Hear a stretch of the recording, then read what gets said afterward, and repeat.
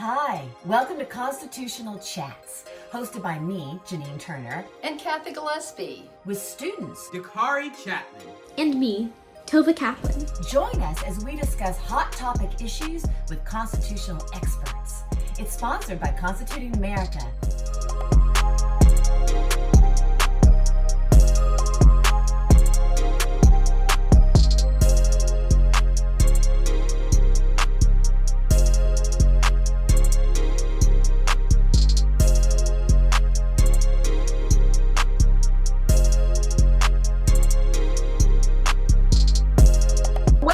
Our show today. Our hot topic is the coronavirus, the legislative branch in China. What is the legislative branch doing about this whole coronavirus and China's responsibility in it? Our special guests today are going to be Congressman Adam Kinzinger as well as Senator Marsha Blackburn. So we are super excited about this. They are going to be our constitutional experts talking to us from I think Senator Blackburn is going to be in the Capitol. They're there, and I'm sure Adam Kinzinger is somewhere important, and we are going to have a great show. Now, I'm going to go ahead and introduce them because Congressman Kinzinger is going to be on at about 2:10. And I'm going to introduce all of us and get that out of the way. So welcome. Okay, here we go. You want to know who everybody is? Well, I'm an actress, step by trade. You can go to JanineTurner.com if you want to see all that. And I'm also the founder and co-president of Constituting America. We launched Constituting America in 2010. We've been in existence for over 10 years, where we talk about the nonpartisan relevancy of the United States Constitution and how it empowers you, how you can use the Constitution to better your country and your life. All right, let me tell you a little bit about Cathy Gillespie, co-president of Constituting America. And she is one of the 16 private citizens to have the great honor of being asked to serve on the U.S. Semi-Quincentennial Commission, helping organize the celebration of our country's 250th birthday in 2026. I was just telling Tova that if I ever need anything, I always go to Cathy. Cathy is one degree of separation from anyone I might ever need to know or need to get in touch with. She is an amazing administrator, and I always say that without it takes a left wing and a right wing to fly, and without Cathy, I would just be flapping around. Say hello, Cathy Gillespie. Hi, everybody. We're glad that you're here. Okay, now I'm going to talk to you about the extraordinary Tova Love Kaplan. Tova Love Kaplan is 16 years old, going on 26. She lives in Chicago, Illinois. She currently serves as the National Youth Director for Constituting America. That's a big responsibility. My daughter had it first in 2010. And she runs the National Youth Advisory Council with aplomb, I might add. She's a 3-time winner of the We the Future contest. By the way, if you need something to do with your kids over the summer, please go to our We the Future contest at constitutingamerica.org. She is a left brain, right brain brilliant. She's won our contest 3 times. First, as entrepreneur, she created an amazing marketing plan for Constituting America. Then she won in the creative field, public service announcement, where she directed and wrote and starred in her own commercial, Know Your Rights, Read the Constitution. And then she won in STEM, which is back to the technical brain, where she created an app. So we think Tova hangs the moon, Tova Love Kaplan. She's passionate about educating and empowering young people to use their constitutional rights. Tova Love Kaplan, say hello. Hi, everybody. I'm so happy to be here, and thanks for joining us. Okay, now Dakare Chatman, the extraordinary Dakare Chatman, is our Constituting America student ambassador. He's also 16 years old and is currently a junior full-time college student in South Carolina. So he's a junior in high school at the same time being a full-time college student in South Carolina. He has won Constituting America's We the Future contest twice. Once for Best PSA, where he reminded viewers the Constitution is an American thing, so know it. And he also won for his short film, Man on the Street. Very creative, wonderful, all available at constitutingamerica.org, as are Tova's wonderful contest winning entries. He is actively involved as a National Youth Advisory Board for Constituting America, and he's a working actor. Seen most recently in HBO's The Righteous Gemstones, and in Netflix, The Outer Banks. Dakare wishes to be an actor, but also a politician. He believes you must be an actor to be a politician. Say hello, extraordinary Dakare Chatman. Hello, everyone. Thank you for being here. Congressman Adam Kinzinger. He currently is serving his 5th term in the U.S. House of Representatives. Congressman Kinzinger proudly represents Illinois' 16th congressional district, which stretches from across 14 counties in northern Illinois. He serves as a member of the House Committee on Energy and Commerce and the House Foreign Affairs Committee, where the committees are a really big deal, where he serves as ranking member of the Subcommittee on Europe, Eurasia, and Energy and Environment. His top priorities include strengthening U.S. energy policy and making our nation less reliant on foreign resources, which we're going to talk about today, as well as bolstering the strength of our national security, both at home and abroad. That's a big, broad term, security, especially now with the coronavirus. Prior to being elected to Congress, Kinzinger served as in the U.S. Air Force, like my father. But my father was much older. 1957, he graduated from West Point.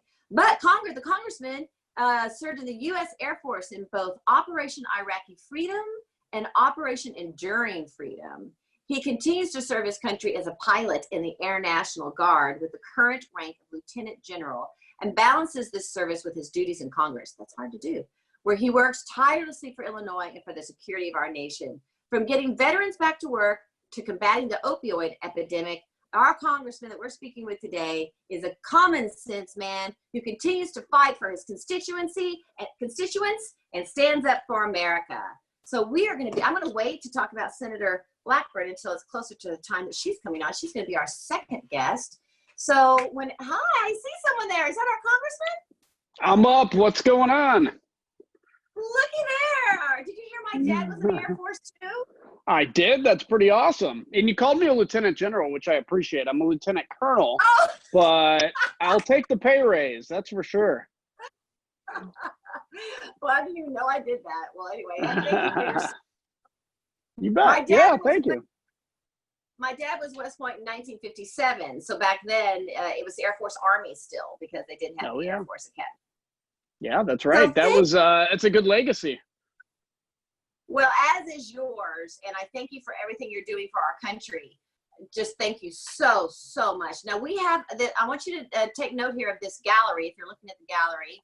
Cathy Gillespie is with us, co-president of Constituting America. And Tova Kaplan is our 16-year-old National Youth Advisor. And Dakare Chatman is our National Youth Ambassador. So we're all going to ask questions of you. And I know our time is limited. So I'm good. Okay. I'm in. Thank you for your time and for Zooming with us today. We really, really appreciate it. Okay, we could talk about Air Force planes and all that later, but there's just not time right now. I know that you are working with the legislation in regard to the coronavirus and dealing with China. I think that's we want to hear about that legislation. What's happening with that is the primary focus today. But I also just have to ask before I turn it over to Tova and Dakare and let them ask a question. And Cathy, can you tell me what's happening? Because every time I hear people asking questions on television, I never hear them asking this specific question. So now I get to ask you, what is happening with antibiotic production? I don't like the fact that all of our antibiotics, all of penicillin comes from China. I know everyone's gearing up to try to do coronavirus meds, but are we currently trying to get a lab to make penicillin for us? Yeah, so that's all really good stuff. And this is where, it's unfortunate we had to get to this point to have these discussions, but we had really started definitely a couple of years ago, but a little before that of kind of there was this wake up of the realization, for instance, things like antibiotics. We all, at least I like the free market and, I like the idea of people having freedom and stuff. But sometimes with that, when it became unchecked, you had China that understood, unlike when we had a Cold War against the Russians where it was kind of military against military and nuclear against nuclear. The Chinese understood that they could not compete with the United States military to military because we're just far too advanced, we're far too powerful. So what they started to do was to buy up supply chains. And we could do a 30-minute discussion on this alone, but I'll just say, to be very clear, they would find areas that they could do what's called product dumping. So since they have a government backing their economy, they could sell stuff, a product, whatever, let's call that product, let's just say it's detergent or something, right? they can sell it for far cheaper than we can make it here. And what they would do is subsidize that into the United States, because then our manufacturers would lose business and they'd go out of manufacturing. And so they did that over a period of a few decades. And we ended up, especially now, waking up to the realization they have 70% of penicillin production, which is the most important antibiotic, comes from China. 0% comes from the United States. And then you talk about things like batteries. My phone right now is running on a battery, as is everybody's. And China has a stranglehold on certain elements that go into lithium batteries. So that's where the big battle, I think, after we get out of this coronavirus moment, and we've already started to move forward on groups and discussions and things of how do we protect. Maybe we can't do every area where the Chinese have control, but if we can at least get back 4 or 5 extremely important supply lines, that may include government help to do that, or it may include helping some of these companies to locate out of China and into more friendly countries to us. Whatever that ends up looking like, it is deadly important, and we're learning that right now. Okay, great. So does that mean we can get 30% of penicillin from Ireland or some other place right now if we needed it? If, let's say China cut off our antibiotic supply, where would we go? So we have a strategic national stockpile. I don't know how much is in there right now, but we do have stockpiles of these kinds of things. One of the discussion in the short term is, of course, increasing that. But you look, if you, at any given time, you get a sinus infection, you probably need to go on antibiotics. You have, any kind of issue, even if you go on for surgery, they put you on antibiotics. If you ever eliminate 70% of that supply, it's a massive shock to the system. And so right now we're not in a good spot on it. But the good thing is, out of a bad thing that's happening with coronavirus, is America, and this is why I love our country, is because every time we've been in a massive problem, right? If you look at World War II, you look at World War I, you look at the Great Depression, every time we go into something that generation thinks is unbearable, like we think this is unbearable now, we come out of the other end stronger and better and more unified. And that's the thing that concerns me right now, is the unified side. Everybody seems to just be mad at each other all the time. And you can disagree. That's certainly okay. I disagree with a lot of people. But if we can come out as a country and say, okay, we're going to put our differences aside and work on things like whether it's batteries, whether it's space issues, whether it's issues with, medicine or personal protective equipment, and then we'll be successful. So there's, and the other thing I'll say on that is it's going to take not just the United States, it really will take the rest of the world with us. That's why it's important that we lead a broader coalition against China at this point. Well said. We work on that here at Constituting America, nonpartisan, really bringing people together, bringing the parties together. We think that's really, really important. Okay, I'm going to toss it to Tova Love Kaplan for your question. All right. She's very excited to be elected. She's 16. Think of it. Nice. Thank you. And I'm also from Illinois, so I really appreciate all of your service to our state. Where are you from in Illinois? I'm from Chicago, so not part of your All right. district, but I have family that's in your district. So Great. thank You're you close. very much. Yes. So I was wondering, kind of in line with the discussions we've been having, a big economic trend over the last century has been the shift towards globalization. Do you think that this crisis might reverse or impact the trend in any way? That's a really good question. That's a really good question, by the way. I do think it's going to reverse the trend. And while I think we have to look at it kind of in a delicate way. So some people use globalization as a really bad thing. Some people use it as a really good thing. It's kind of in between. So if the United States, for instance, can't make something here well, which there are some things we can't, then it is beneficial for us to have trade and to be able to reach out to allies to do things. The problem is when we begin to lose very important stuff, as we've been talking about, like medicine.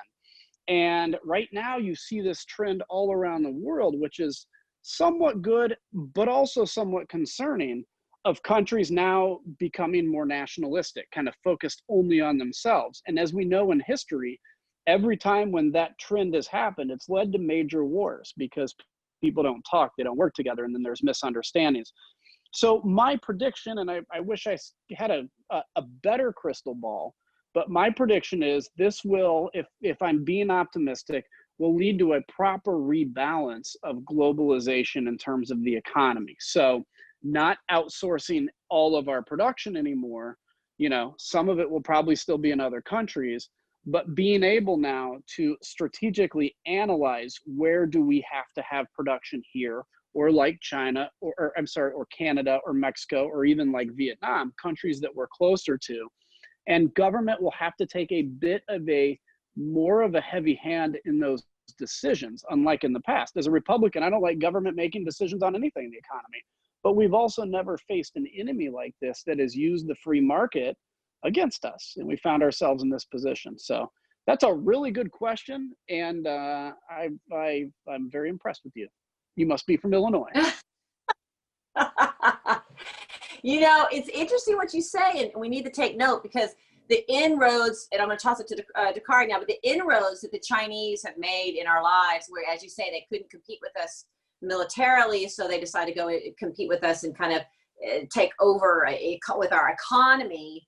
But they've also done it with our schools and our colleges, paying them money, and these Confucius institutes, as well as paying the Washington Post and the New York Times, hundreds of thousands of dollars to print things that are China positive, China pro-China. So I think they've been very stealthy the way they've done this. Well, okay. Here's a real quick way to look at that. So just real quick. So I remember seeing a picture. One of my favorite actors is Arnold Schwarzenegger. Big dude, right? You know, the Terminator. I remember seeing a picture of him on the beach once. It was in like People magazine, and it's like, he's not in as great shape as he once was, right? And he's back in great shape, I think. But the point on that was this big, strong guy basically kind of got a little sleepy and let himself go. That's what the United States has done. We have rested since the fall of the Soviet Union in our strength, and we have believed that we will always be the most powerful military. We will always be the most powerful economy. We can do anything. And then all of a sudden we slept and we realized we have vulnerabilities. It's a good wake-up call. It's like our People magazine photo shoot. Exactly. Okay, Dakare, you're on. Yes, sir. Thank you for being here, and thank you for your service to our country. I just actually completed my final exams, and my last paper that I did for American government was addressing the rising trade tensions between China and the United States. And we noticed that China has bought all of these different treasuries to kind of, I guess, get back at the United States. My question is, how do you think COVID-19 will affect this relationship between China and the United States? Do you think it's going to get worse, or do you think it's going to kind of mend itself? So I think the relationship, man, you guys are smarter than Congress. You guys should run. I think it's really important question, because when we go into debt, right now, it doesn't matter, okay? Now, I'm not saying the debt doesn't matter, but the U.S. debt is the safest place to put your money. So if you're an investor and you're in an unsure market right now, and you just want to put your money somewhere, and if you're dealing with billions of dollars or trillions of dollars, you can't just put it under your bed, and you can't put it in a bank because you are the bank. And so you're looking at a place to put your money. And right now, the U.S. is selling these treasuries. We say, give us some money. We'll give you this sheet with interest, and we'll pay that money back to you. And you say, cool, that is a safe place. So right now, even though we have a huge national debt, the confidence that it will be paid back is still very high. Now, and so we're buying all this money we're spending or loaning is at 0% interest. So it's not adding to the interest payments. But what the danger is China owns a significant part of our debt, but most of our debt is actually owned by Americans because it's Americans mostly that invest in our debt.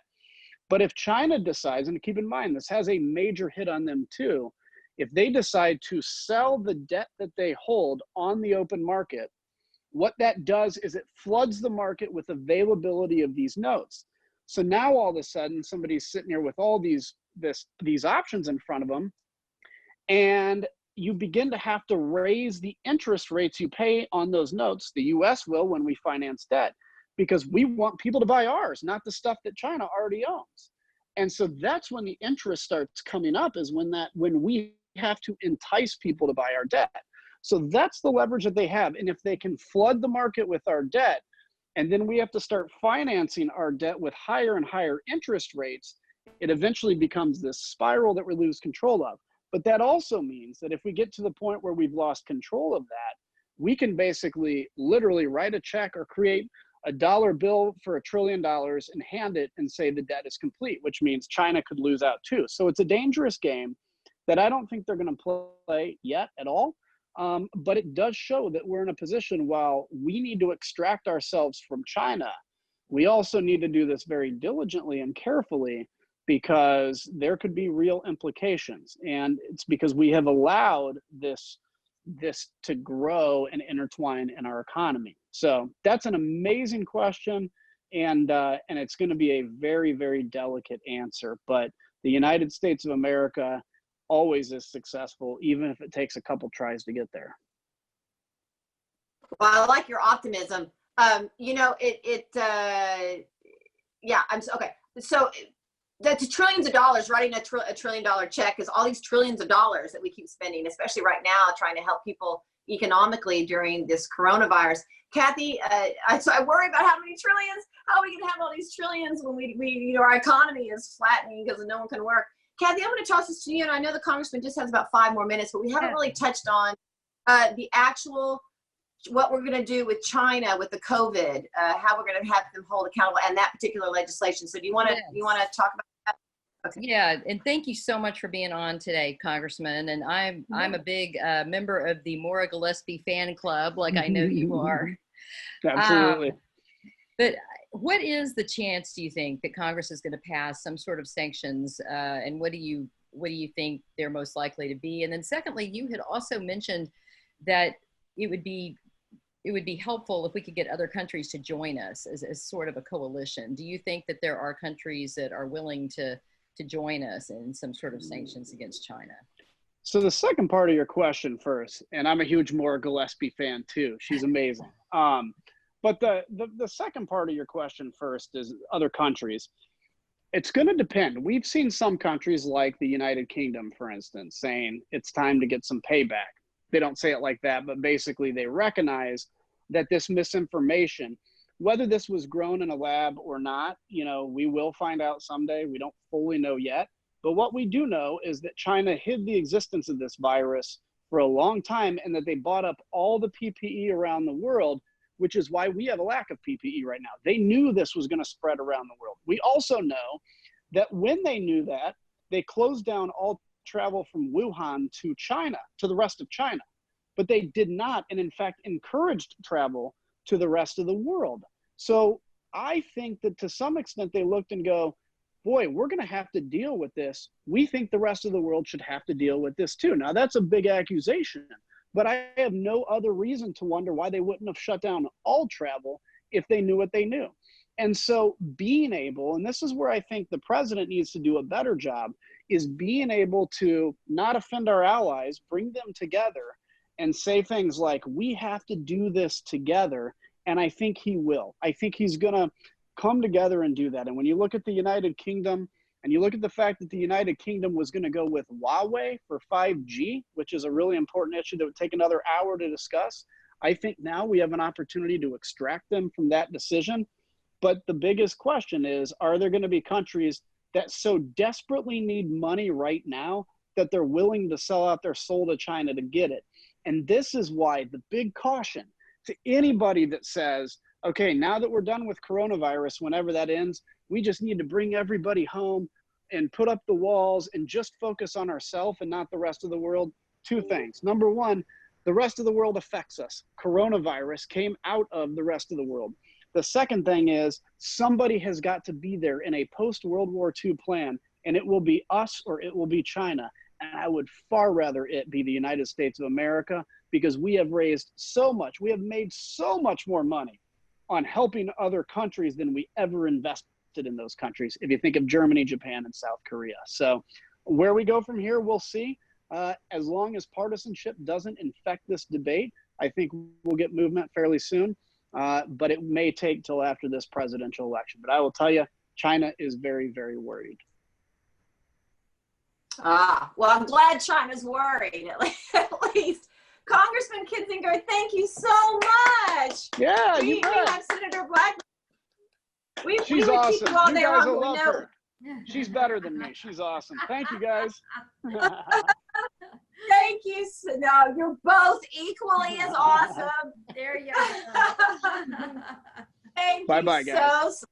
We know you just had 20 minutes too, or we'd keep you the whole hour. Okay, thank you, Right. Congressman. Thank you. Bye-bye. Hi, Senator Marsha Blackburn. How are you? Hello, I'm well. How are you? Great. Thank you. See you Thank you. all. All right, Senator Blackburn, the extraordinary Senator Marsha Blackburn is a great friend of Constituting America. We visited Senator Blackburn in 2010 on our first road trip for Constituting America. And Senator Blackburn received at that time our Constitutional Champion Award in 2017 and has facilitated our winter mentor trips to Nashville. We are especially grateful to her and Laron Scaife for helping us. And most notably, my daughter Julia Turner served proudly as Senator Blackburn's intern last summer.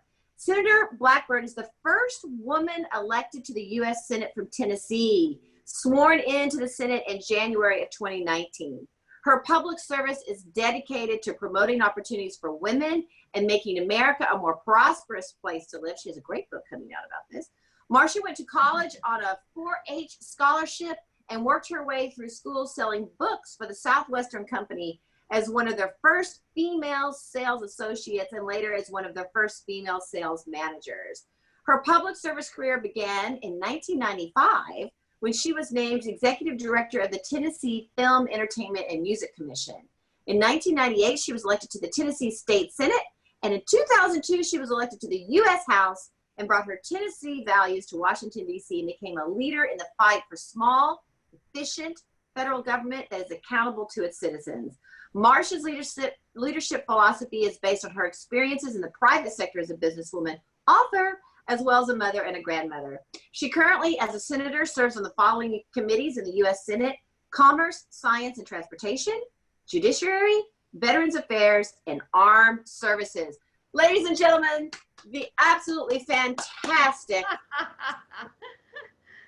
Senator Marsha Blackburn, and the service that you've given to our country and to the state of Tennessee is just exceptional. Well, thank you so much. It is an honor to serve. And right now, as we are working through this COVID crisis, it really is an honor to be able to serve and to keep the focus where it needs to be. We need to come out of this stronger. We need to come out of this with the determination to stay the course when it comes to protecting freedom, liberty, our constitutional rights. What Adam Kinzinger was just saying is so important because somebody is going to lead the way out of this. And we as policymakers need to make certain that China is held accountable to this. We need our allies working with us on this. And we need to be setting that agenda. It's not going to be a kumbaya moment. It will be an accountability moment. And how do we make the world stronger? How do we enhance the preservation of freedom and make certain that it is there for future generations? You know, Ronald Reagan reminded us, we are always one generation away from losing freedom. We do not pass it along in the bloodstream. Every single generation has to fight for it. So we're in DC working this week, and we're all pleased to be back and making certain that as we move forward, we're thinking about future generations and what the cost is going to be. Well, I thank you for being there, for showing up. The Senate's there. Yes, we are. You were there. So, okay, where are we? I want to make sure Dakare and Tova and Cathy have a chance to ask a question as well. Where are we with the legislation that you're trying? How are we going to hold China accountable? I mean, really, when you listen and hear how appalling it is that they knew about this December 6th and continue to let this, didn't tell us, and then they continue to have their festivities and ship everybody across the world. But how does that look in legislation? What are we going to ask for? Y'all have something that you're trying to bring? There are a couple of things, and I would encourage everyone in your group to be active in talking to your elected officials about this, because there are things that we can do and that we can encourage our allies to do. First of all, Martha McSally and Representative Gooden and I have legislation that is called the Stop COVID Act. And this would give American citizens, the individual citizen, the ability to go to U.S. court for a right of action against the Chinese Communist Party. It is well documented. As you said, 51 days they knew they had an outbreak. President Xi knew 6 days it was a pandemic, and they said nothing. The entire world now knows that this came out of Wuhan, most likely out of the Wuhan virology lab. And we know that there have been expressed concerns about that lab by us and our allies for years. So that is the bucket of knowns. And because of that, going into the Foreign Sovereign Immunities Act, and under biological agent, inserting COVID-19, then our citizens could seek compensation from the Chinese Communist Party for loss of life and loss of livelihood. So empowering the citizen to do that is important. You've got other bills that are similar, and I'm sure we'll come around to a version that we can work with together. Tom Cotton has a bill, Congressman Crenshaw over in the House. So we'll work together and come up with a way to empower citizens. Next, we have Senate Resolution 553. I authored this, and what it does is a sense of Congress resolution. Congressman Jim Banks has it over in the House. And this just says China lied. They hid the information. They were not forthcoming. They were not transparent. They tried to blame it on the U.S. military. They ended up removing journalists from China that were reporting on this. So we put this as really something to send a message to China that we know what they did, and therefore we're going to hold them to account. Another thing, financial in nature, how does China pay? Well, with our U.S. publicly traded debt, China is always one of the top 2 holders of publicly traded debt. Right now, they hold right at $1.1 trillion. Well, at some point, that debt is going to mature. And then the debt and interest will be due payment to China. We think China should waive their right to accept that payment, because they have cost our economy already $6 trillion. We are probably going to see another $5 trillion hit to our economy because of that, having them waive the debt. Now, as we move forward, how do you handle China? One of the things that we're working on is bringing our supply chain, essential and necessary supply chain manufacturing, back to the U.S. Senator Menendez and I have a piece of legislation that was filed back in February before all of this got going, but it returns our pharmaceutical manufacturing supply chain to the United States. You've probably read about vaccine shortages, antibiotic shortages. The reason for that is because China is pretty much the single source of making those things for the American healthcare consumer. Because of that, we need to return that active pharmaceutical ingredient manufacturing back to the United States. My SAMC legislation would do that. Other colleagues are saying, let's look at other components of the essential infrastructure supply chain, whether it's electronics, telecommunications, healthcare products, automobile manufacturing, military complex manufacturing, and let's return all of this to the United States. So you're going to see an active movement for that. I will have to tell you, I was discussing this with the president one day, and about how others were saying, okay, come on, we want to take the platform of your SAMC bill, the pharmaceutical manufacturing, and do it for telecommunications or autos or whatever. I told the president we should call it the Make America Manufacture Again Act. I said we could call it the Mama Act for short. That's a great thing for future generations. I love that. Well, all of these sound wonderful. I'm going to make sure that our students here have a chance to ask a question. I am curious how much, if we don't have to pay them back on that debt, I was wondering how we were going to get our money. I wonder how much that would be. Tova, and I'm glad, and these are going to be some of the things you were talking about are going to be the changes, like after a war, you know, that the changes that are going to be happening, I think are going to take a long time. Tova Kaplan, what is your question for our exceptional senator?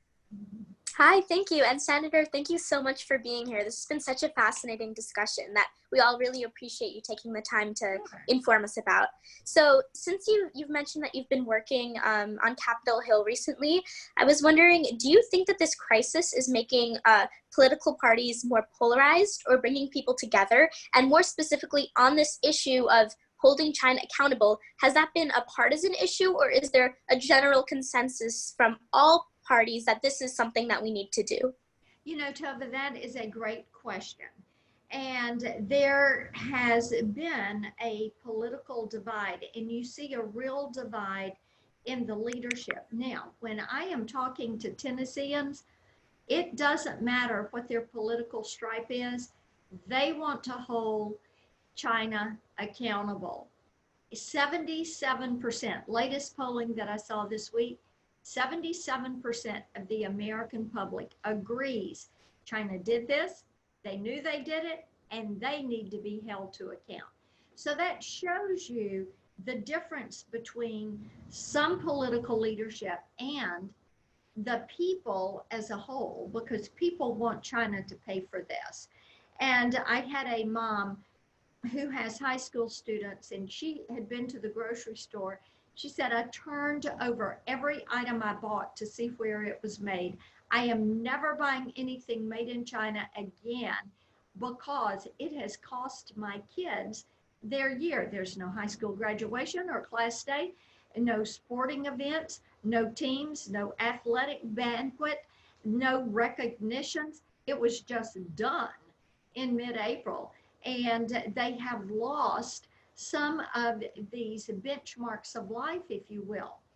And they're very disappointed in that. So people do blame China. Now, on the political divide, we continue to say, work with us. The American people want China to be held to account. So work with us on this. And it's been disappointing that some of the leadership with the other party has chosen not to try to hold China to account.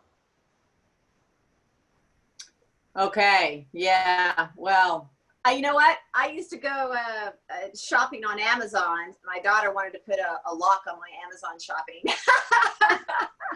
But I would go on Amazon and I got all these great things. So, you know, wonderful cashmere coats and all this from China. And I've been thinking the same thing. I'm not going to go buy anything from China. Cathy Gillespie, do you have time for, Dakare. How's your time? Do you have time for a Dakare question? I do. I've got 5 more minutes. Yes. 5 minutes. Okay, Dakare, you're on. I know Cathy wants to try to say something. Thank you for being here. You're a pistol. It's amazing, everything you're saying. My question is getting back to getting other countries on our side to take, I guess, basically take China down. My question is, how are we really going to do this when the World Health Organization and the United Nations is basically working against us in trying to get this problem solved? Yeah. Well, and Dakare, that's you're thinking like some of us are thinking. What is the best avenue to do this? And the World Health Organization did come along, and what they were doing was flying cover for China. They knew there was a problem. They knew there was a problem in the lab, and Tedros just kept on saying China's being transparent. Well, now the world knows they were not. Now, here's one of the things that is so interesting. It doesn't matter if you're France or Spain or Italy. You realize that China went out there, and what did they do? That 51 days that they knew they had an outbreak and they were trying to contain it, what did they do? They bought up all the PPE that they could put their hands on. Then what did they do? They upped the price of every mask, every face shield, every operating gown, everything across the board. And then when the pandemic hit, things you had been buying at one price, you were now buying at 10 times the price. Everybody got stiffed on that. France, they looked at France and said, hey guys, if you will purchase our Huawei technology, which is state-owned. All these companies in China are state-owned. And Huawei, their technology company, is the basis for their spy network. And they said, okay, France, if you will buy Huawei equipment, then we will really sell you some PPE really cheap because we know you need it. So there again, they were trying to benefit by this. You look at what happened with travel, as Congressman Kinzinger was saying. For 51 days with an outbreak, what did they do? In Wuhan, you could leave, you could board a plane, and you could fly anywhere in the world, but you could not leave Wuhan and go somewhere else in China. And what they did with people who were sick was to lock them in their houses and left them there to die. So people know this. It makes it easier for us to get that collaboration we need to hold them accountable. Now, one of the things, because of this and because so many countries have had their economy ruined, they have lost lives and livelihoods of their citizens, we know that it is time to revisit China's relationship in these global organizations, the World Health Organization, the WTO, the UN, where China is trying to get, for heaven's sakes, a seat on the Human Rights Council after they've caused the death of tens of thousands of people. So what we are saying is, let's work together and let's review China's participation. China wants to be considered a global leader. China wants to be considered a market economy. If you want that status, there are certain ways that countries act and conduct themselves in order to have that status. I think China has put themselves in an untenable position, and it's going to make their global recognition they seek much more difficult. Thank you for the question. You know, it's going to be interesting to see, to wrap this up, what Americans will do. You know, during the Revolutionary War, they refused to buy anything from Britain. You know, to be Jeanette must have been thinking the same thing. To come together, everybody came together. So it's just going to be really interesting. People have so many investments in China, and you know, the Washington Times, the New York Times, and the schools and colleges are all being paid by China. China's really made inroads, as Kinzinger was saying. You know, we got a little sleepy, but will Americans really rally around and actually you know, I think that they will. And I have to tell you, these Confucius Institutes that are in U.S. colleges and universities, I have been hammering away on them for months. We have 81 U.S. colleges and universities that house a Confucius Institute. And get this, K through 12 schools, there are 500 Confucius classrooms in K through 12 schools located in the US. I mean, these things need to go because even China admits this is part of their soft power and part of their propaganda spreading. That's how they use these. So every university, they just need to shut these things down because it is the Chinese Communist Party that pays these universities and schools to house these classrooms. And you know, you said the interesting thing about, I mean, we're gonna let you go, the bio agent is where people can go to court. And that's really what they did. They might not have created a bio agent, you know, supposedly a natural virus, but they used it as a bio agent to let people fly all around the world. Yes, that's correct. They used this, the virus, and we will find out if it actually leaked from the lab, if it was bats they took into the lab. All of that will come out as we do our investigations. We will at some point know. What we do know and what the world knows is that it started there in Wuhan. It does, you can make the determination that COVID-19 is a biological agent. And because of China's policies and decisions they made, denying they had it, lying about it, not being transparent, letting people fly around the globe so that they didn't mess up their Chinese New Year celebrations, every one of those steps furthered the acceleration of that virus. Okay, Senator Marsha Blackburn, I know we have to let you go. Cathy, do you want to say a parting word? I just want to thank you, Senator Blackburn, for spending time with us today. You were fabulous and so helpful. And we just wish you the very best this week in the Senate with all your work. Thank you so much. Thank you, and everybody stay safe. See you soon. Bye-bye now. You're brave. Thank you. Okay, we're going to bring in Peter Roff, my dear friend Peter Roff. Look at you in front of the We the People background there. It's good to be with you all. Okay, good. Well, now we have the exceptional Peter Roff. Peter Roff, he's a good friend of ours, a good friend of mine. Peter Roff is a Newsweek contributor and has written extensively about politics and the American experience for U.S. News and World Report, the UPI, the United Press International, and other public publications. Peter's a great friend of Constituting America and helped us to get our start. You certainly did. You've been a great friend of ours for years. You're a fabulous writer. I encourage everyone to read your articles. You've mentored me, by the way, as a writer. You've been a great mentor to me as both a constitutionalist.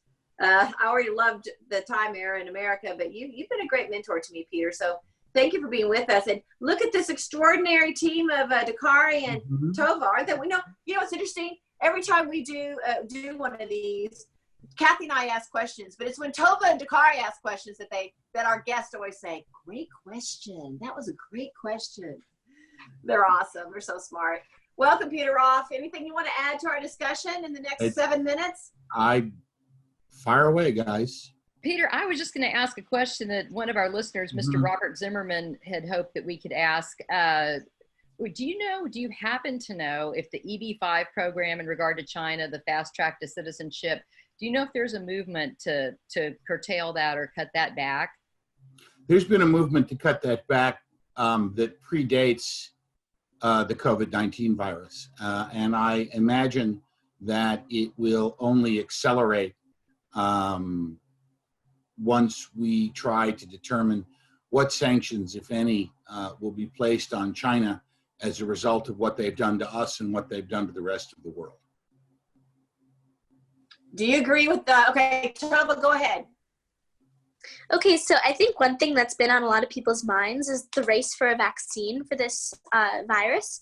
And I was wondering, to the best of your knowledge, has the vaccine development been happening on a more collaborative global scale, or has it been happening in an individual competitive scale? And if it is happening on an individual competitive scale, how could that impact the distribution of a future vaccine?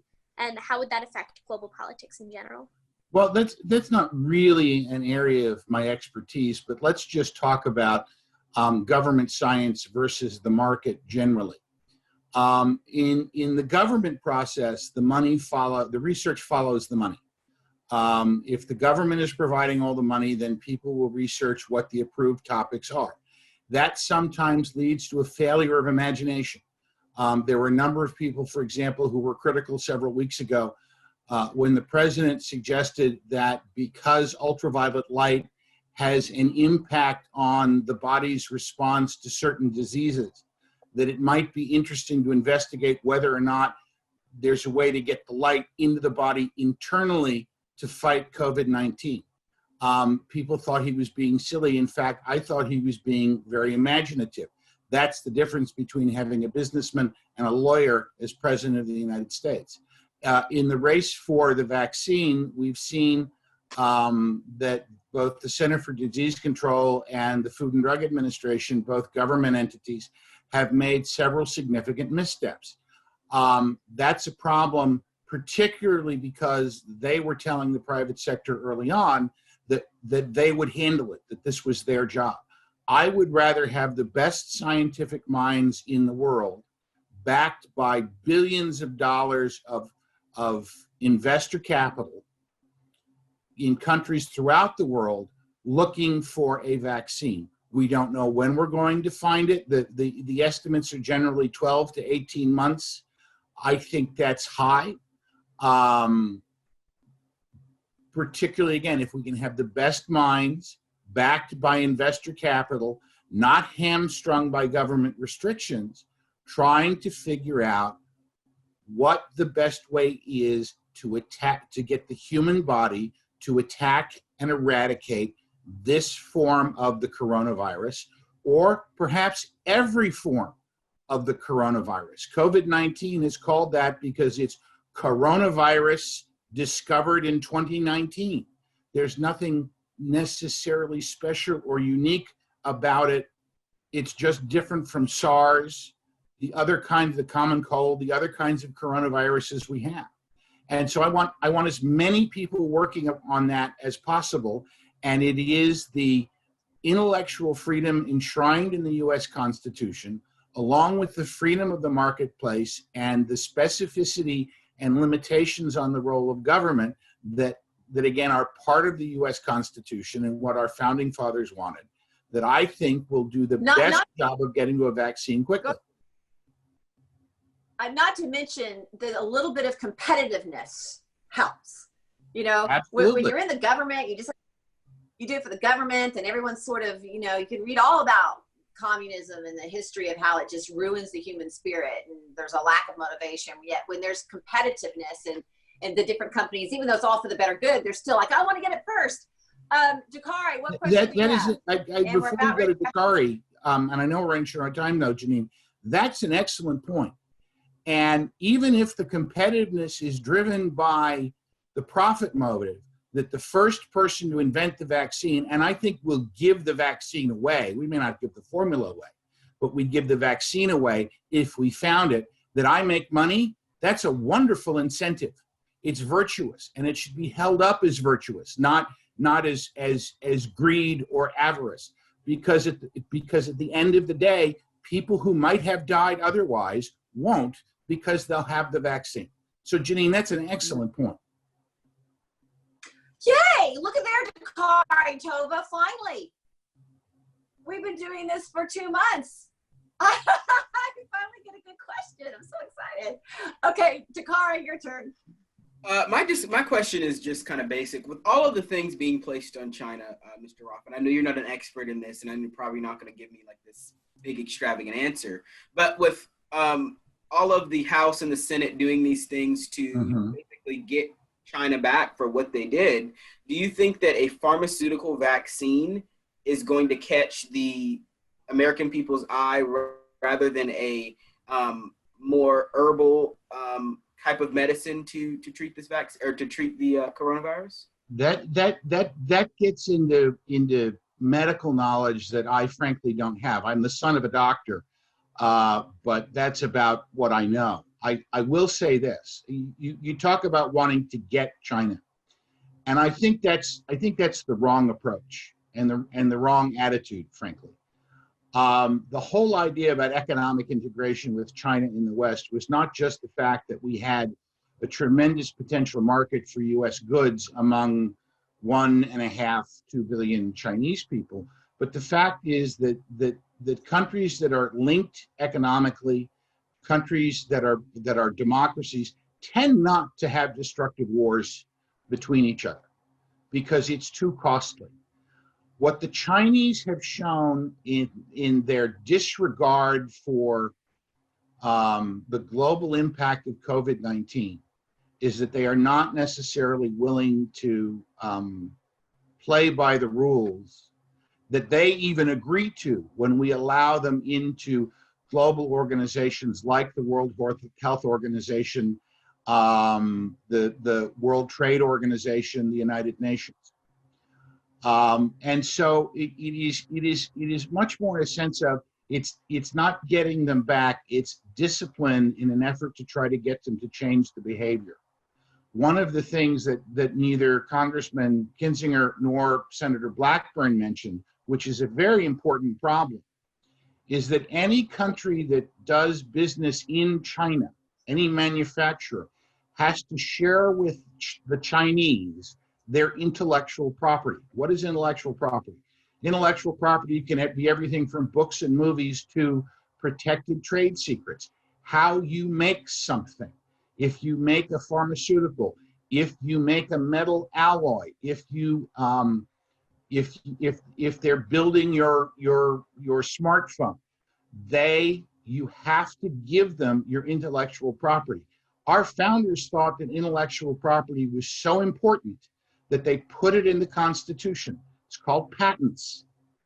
And that's why patents are protected for a certain amount of time. The Chinese don't believe in patents. And so when we talk about redirecting industry from China, we're talking necessarily about moving to places where US intellectual property is protected. My particular concern is that there are two ways to do that. And one is for the government to come in and mandate that no one be allowed to manufacture anything in China and import it back into the United States, or to have a big tariff. That's big government. I don't think that's the kind of government our founders intended. I don't think that's the kind of government the Constitution calls for. Instead, what I want to see is an approach where the government creates incentives for companies to move their manufacturing, particularly in critical supply chain items, out of China to countries that are more dependably reliable allies of the United States, or back to the United States themselves. And I will give you an example. If I own a company that manufactures something in China and I want to close my factory and move it back to the United States, that's going to cost me a lot of money. It will create jobs in the United States. It will help secure the supply chain. It is what would call a public good, but it's going to cost me a lot of money to do it. So what I want from the US government is not a loan or cash on the barrelhead to pay me to do it. I just want to be able to write it off my corporate income tax return as a business expense in 1 year, rather than having to depreciate it out over 5 years or 10 years. That's a strong incentive that will get companies to move, because as the middle class rises in China, they want to be paid more. So we're not saving on labor costs. Our energy costs here are cheaper. Our workforce is better educated. There are lots of reasons to be doing business in the United States, and we don't want the cost of moving the business back from China to the United States to stand in the way. And so as Senator Blackburn and Congressman Banks and others pursue some of the legislation that they talked about, that Senator Blackburn talked about on this call, what I'm hoping they're going to do is provide incentives, particularly if you bring your factory back from China and put it in an economically distressed part of the United States, like inner city Detroit, or certain parts of the city of Philadelphia, or certain areas in the South or certain places in rural Ohio where they used to have a factory and it shut down and it took jobs away, that maybe in addition to expensing, will give you a break on your corporate taxes for 10 years to make people want to do it rather than ordering to do them. I think that's the constitutional way. I know that doesn't exactly answer your question, Dakare, and I'm sorry for that, but I think that these are some important constitutional points to consider when we talk about how we deal with China. I think that was brilliant. Peter Roff is brilliant. Don't ever Trivial Pursuit. You'll just you'll lose big time. Because Peter is the go-to man for all things genius. You know, we have to close now because it's 2:05. But Peter, you made such a good point to come back and let it benefit the companies with taxes. The tax break of that one singular year would be an incentive. Bring it into a place in America that needs the jobs. That's all. Those are great. But you know, in closing, isn't it horrifying that Americans would go give their patent, give the formula for they had to give that to China? I find it that way, yes. I find it that way, absolutely. But it's the idea to have access to the market. But even, let's say the company leaves. China can now create their own because they've stolen our intellectual property, and now they'll compete with maybe cheaper prices. They either steal it or they extort it. So, but it's not the company that gave away all their secrets to go to China. If they move back, they're going to be in a big pickle because they sold their soul essentially for anyway. Okay, thank you everybody. We'll see you soon. Thank you, Cathy. Nothing would be possible without Cathy. All right, take care everyone. Have a great day.